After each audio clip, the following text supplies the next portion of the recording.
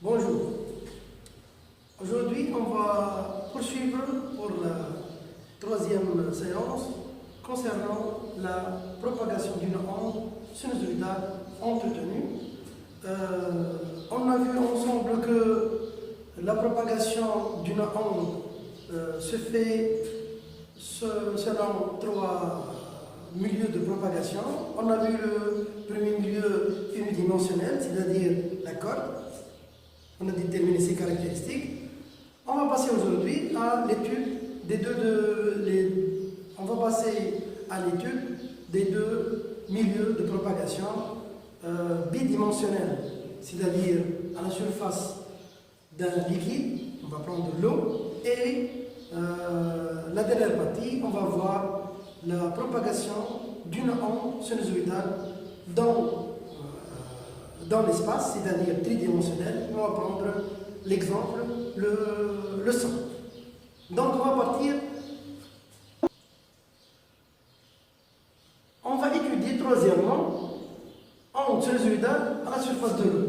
On va décrire un petit peu l'expérience.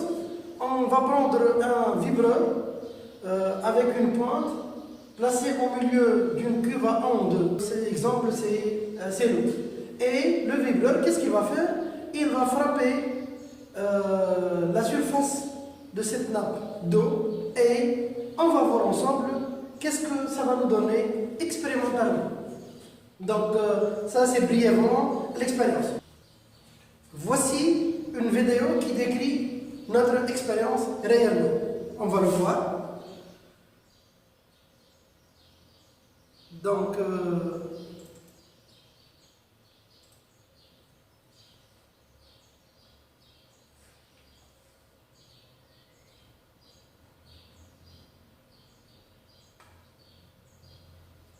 clairement, la pointe vibre qui frappe la surface de l'eau. Donc on arrête à une figure. De la même manière, il va frapper la surface de l'eau de telle sorte à observer tout simplement à quoi? C'est ce qu'on appelle des cercles de type de cercles, des cercles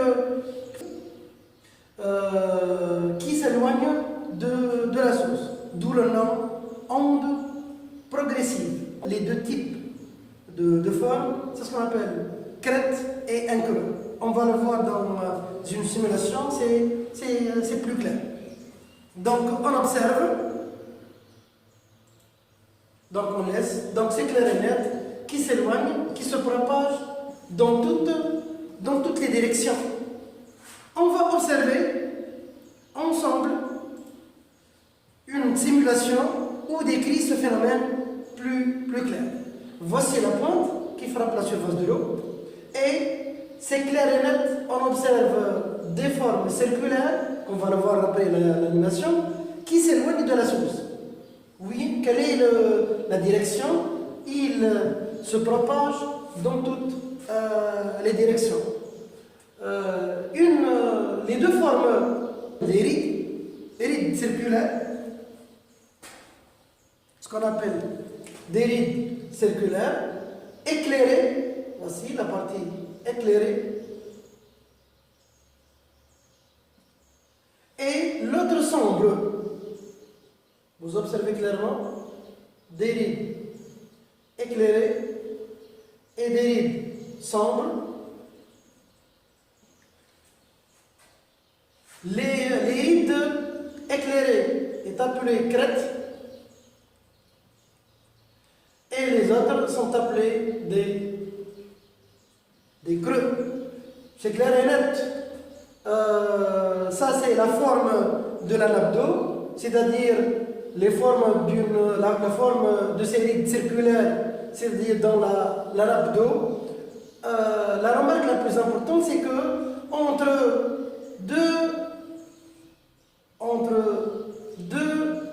crêtes, il y a une longueur d'onde lambda, et entre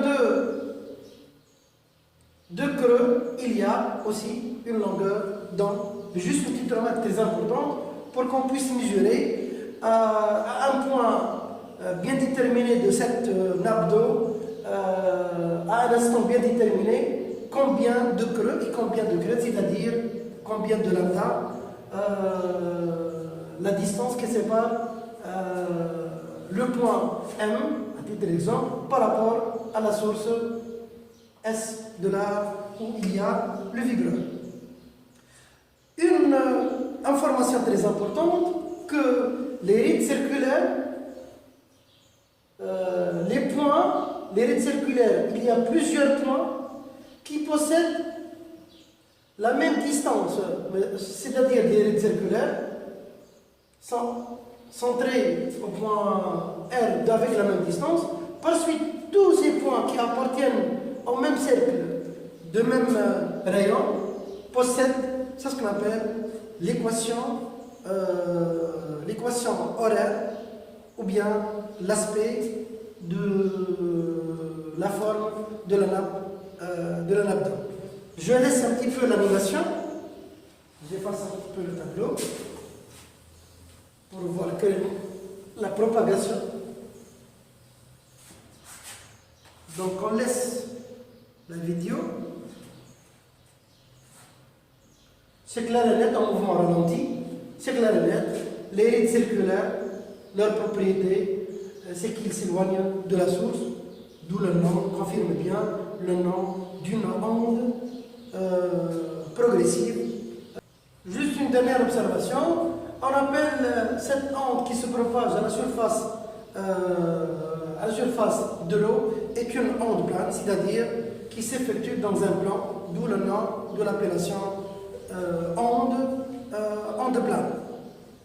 Une deuxième remarque, si notre vibreur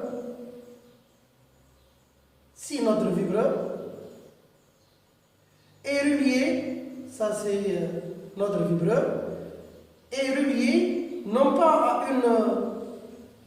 à une pointe, mais à une lame vibrante. Qu'est-ce qu'on va observer? On va observer un autre phénomène, différent que celle-ci. Donc, on va observer des rides parallèles qui possèdent une seule direction, c'est voici le sens ou bien la direction de propagation. Tandis que à la surface de l'eau, l'onde se propage dans toutes les directions. Mais le même phénomène, c'est-à-dire quoi? On va observer le même cas des rides parallèles, mais les deux types de formes, crête et un creux, comme le cas d'une pointe qui frappe la surface de l'eau. Troisième remarque, si on fait une coupe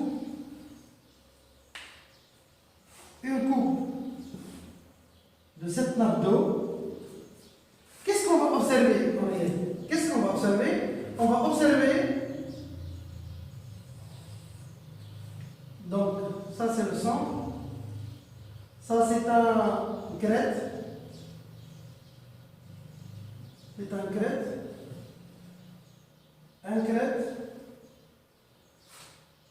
un deuxième crête, je vais prendre deux exemples, un creux,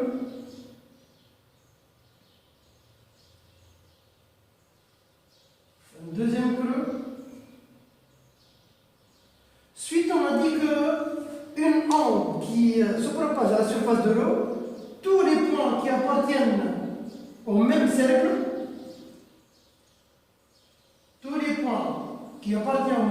qu'est-ce qu'ils possèdent? Ils possèdent la même équation. C'est-à-dire, si on représente, on va trouver ceci. Juste une figure. De l'autre côté. Et, si, juste on va représenter la représentation n'est pas bonne. Donc, et on va observer ça, ce qu'on appelle une coupe à la surface, une coupe de la surface de l'eau va nous donner deux virgules entre deux crêtes. On a dit c'est lambda, et entre deux creux Entre le degré, c'est aussi de la longueur d'onde, tout simplement. Mais ça, c'est théoriquement. On suppose que l'amplitude A est une constante. Donc, notre surface, elle vibre entre plus A et moins 1. Mais la réalité, elle est différente de celle-ci. La réalité, c'est quoi? La réalité, comme vous observez ici, toutefois, le vibreur frappe la surface de l'eau. La réalité, c'est que l'amplitude de la vibration, elle diminue au cours de temps. Et on va y avoir une courbe similaire à celle-ci. C'est-à-dire quoi?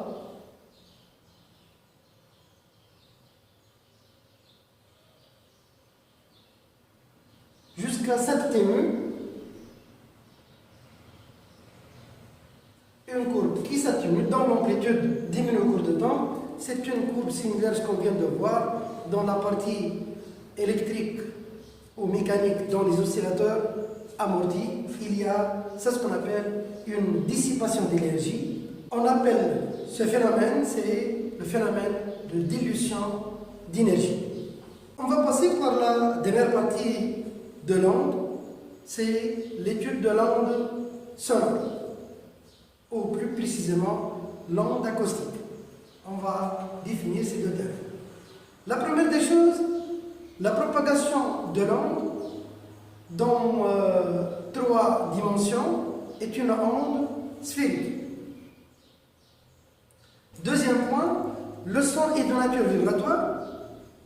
C'est pour cette raison qu'on appelle l'onde sonore est une onde mécanique et plus précisément onde acoustique lorsqu'il est susceptible d'être perçu par l'oreille. Troisième point, comme on a fait dans l'onde mécanique à la surface de notre dos, où on vient de mettre en évidence le phénomène de dilution d'énergie, de la même manière, le son, sa caractéristique, ou bien l'onde sonore, est une onde progressive, sphérique, c'est-à-dire qui se propage dans toutes les directions, et s'atténue en s'éloignant de la source à cause de phénomènes cités, c'est le phénomène de la dilution d'énergie. On va prendre un exemple.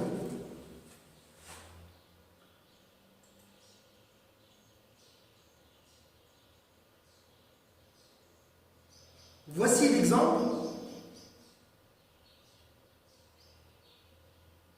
Qu'est-ce qu'on va prendre? On va prendre un haut-parleur relié par un GBF avec fréquence réglable et une table où il y a une échelle ou bien une règle. Et on positionne 2 microphones qui sont les deux à la fois reliés à un oscilloscope. Les deux fonctionnent, les deux courbes sinusoïdales suite le GBF délivre ou bien un signal sinusoïdal de fréquence réglable. On va fixer le microphone bleu et on va faire varier ou bien éloigner le microphone numéro 2 et on va observer sur l'écran de l'oscilloscope un phénomène où, on l'a cité maintenant, que toujours il reste, l'onde se propage avec la même fréquence, mais son amplitude diminue jusqu'à s'atténuer. On va déplacer maintenant le microphone et on va observer. Donc si on déplace, on va le voir. Si on va déplacer, donc si on déplace, on va observer. Si on déplace progressivement le microphone, clair et net,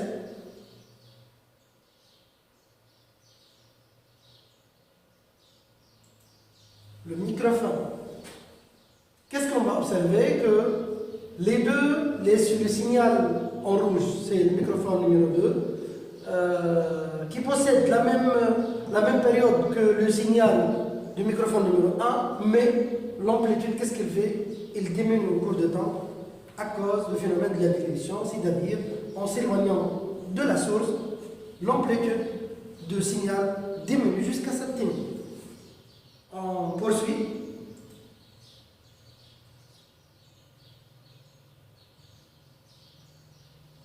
Donc on va augmenter de plus et on observe une notion très importante qu'on a vue dans la partie électrique, la notion de déphasage entre deux signaux. On pourrait voir la période de l'onde sonore, le retard entre les deux courbes, la longueur d'onde, la distance qui sépare les deux, ainsi que la célérité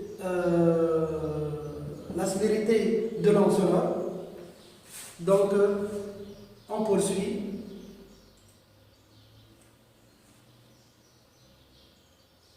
Donc, c'est clair et net. À chaque fois, on s'éloigne. À chaque fois, on s'éloigne de la source. L'amplitude, qu'est-ce qu'il fait? Il diminue.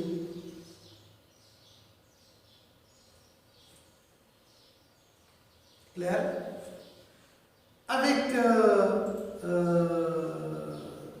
Avec ce point, on termine la partie de l'onde mécanique progressive.